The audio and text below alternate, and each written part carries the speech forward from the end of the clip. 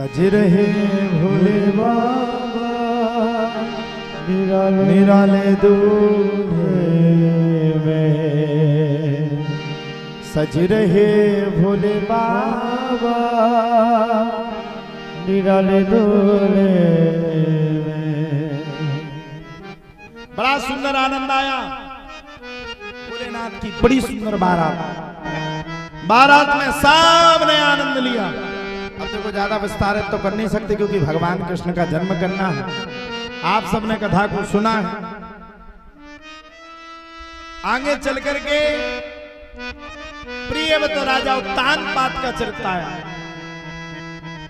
राजा उत्तानपाद का प्रथम चरित्र आया। राजा उत्तानपाद की दो पत्नी थी, सुनीति और सुरुचि। सुनीति मतलब जो नीति से चले, सुरुचि मतलब जिसकी बार बार रुचि बदल गई, उसका नाम है सुरुचि।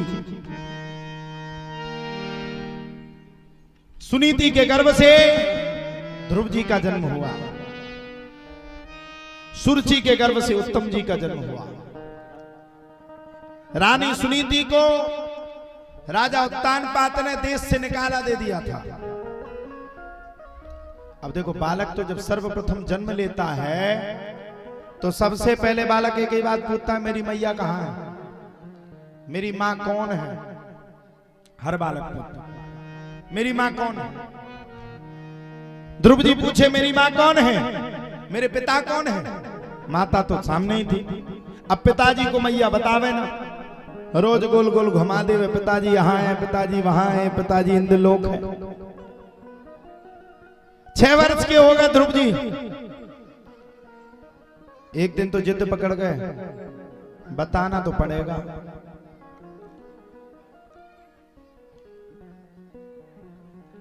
आज नहीं तो कल बताना तो पड़ेगा। अच्छा बोले हाँ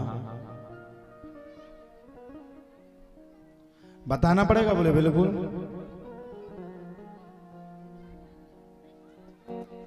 बताना पड़ेगा। बोले क्लियर। मैया ने बहुत टाला, बहुत कोशिश की, मान जा नहीं माना। एक दिन तो जिद पकड़ गए, जब तक अपने पिताजी के दर्शन नहीं कर लूंगा तब तक तो भोजन तक को ग्रहण नहीं करूंगा। ध्रुव जी की जिद हो गई। मैया समझ गई अगर बालक को मैंने दर्शन नहीं करवाया तो ये वास्तव में नहीं करेगा भोजन। माता ने बता दिया, जाओ बेटा, इस नगर के जो राजा है, राजा उत्तानपाद, वही तुम्हारे पिता हैं। पुत्र को हाला फूले थे। दौड़ करके ध्रुव जी महाराज पिता से मिलने के लिए इतनी दौड़ लगाई और सीधे नगर के अंदर पहुंच गए। और जब राजा उत्तानपाद को पता चला कि यही मेरा पुत्र है, राजा उत्तानपाद ने ध्रुव जी महाराज को अपने अंक से लगा लिया। जब राजा उत्तानपाद ने अपने पुत्र को अंक से लगाया तब तो प्यारे कहा जाता है सौतेली मैया देख रही थी, उस पे सहन नहीं हुआ।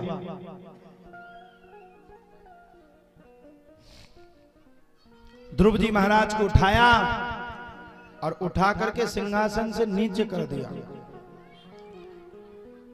ए ध्रुव, जाओ पहले जाकर के वन में तपस्या करो। तपस्या के बाद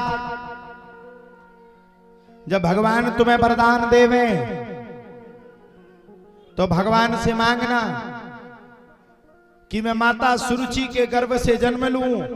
जब जन्म लोगे तब जाकर के इस नगर के राजा बनोगे, नहीं तो राजा बनने वाले हो ही नहीं।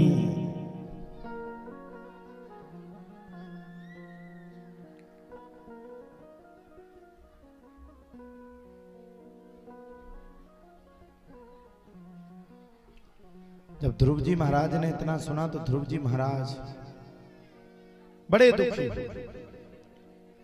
रोते रोते रोते रोते रोते रोते लौट करके अपनी माता सुनीति के पास आ गए। आप सबसे शुरुआत में ही कहा बालक की प्रथम गुरु उसकी मां होती है। लौट करके आए, रो रहे थे भयंकर। मैया ने पूछा क्या हुआ, मिल के आ गए? मिलके आया, लेकिन सौतेली माता ने उठा करके भगा दिया। वो तो अमुक अमुक बात कहती है जाओ जाकर के भगवान का भजन करो। जब भजन करोगे, पूजन करोगे, जतन करोगे, यतन करोगे, तब जाकर के तुम इस नगर को पा पाओगे। सुनीति ने भी फौरन कह दिया, अगर ये बात है तो जाओ ना, क्यों नहीं जंगल में जाकर के भजन करते हो? बताओ, 6 वर्ष के बालक को जाकर के माँ ने कह दिया, जा बेटा कर भजन। ध्रुव जी को भी बात लग गई। माता की बात को सुनकर के ध्रुव जी महाराज तदंगत्वेन तुरंत जंगल में भजन करने के लिए चल पड़े। बिल्कुल छोटे से थे, 6 साल।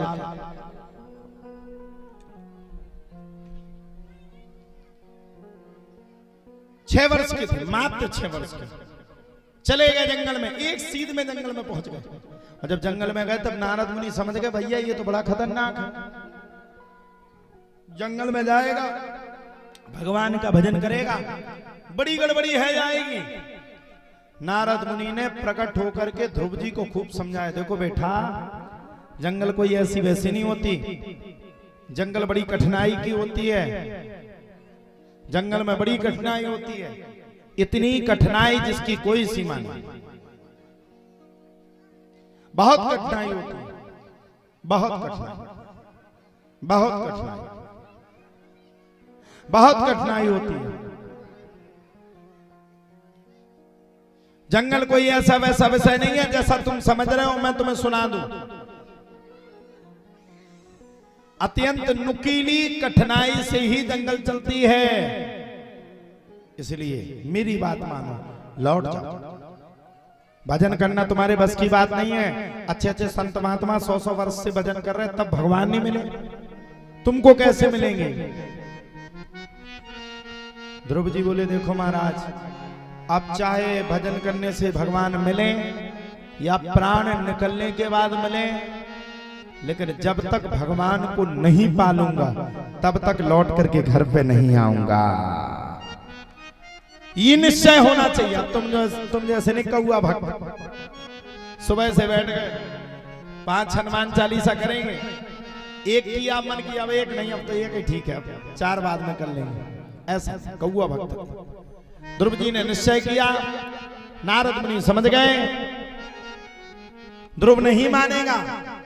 नारद मुनि की समझ में आ गए। और जब नारद मुनि की समझ में आई, तब तो नारद मुनि ने बड़े प्रेम के साथ, आनंदम पूर्वकम, आनंद के पूर्वक के साथ, आनंद लेते हुए नारद जी ने ध्रुव से कह दिया, धन्य हो ध्रुव। और ध्रुव को नारद मुनि ने दीक्षा दे दी, क्योंकि बिना दीक्षा के तो भगवान को नहीं पा सकते ना। जंगल में जाकर के ध्रुव जी महाराज ने खूब तपस्या करी।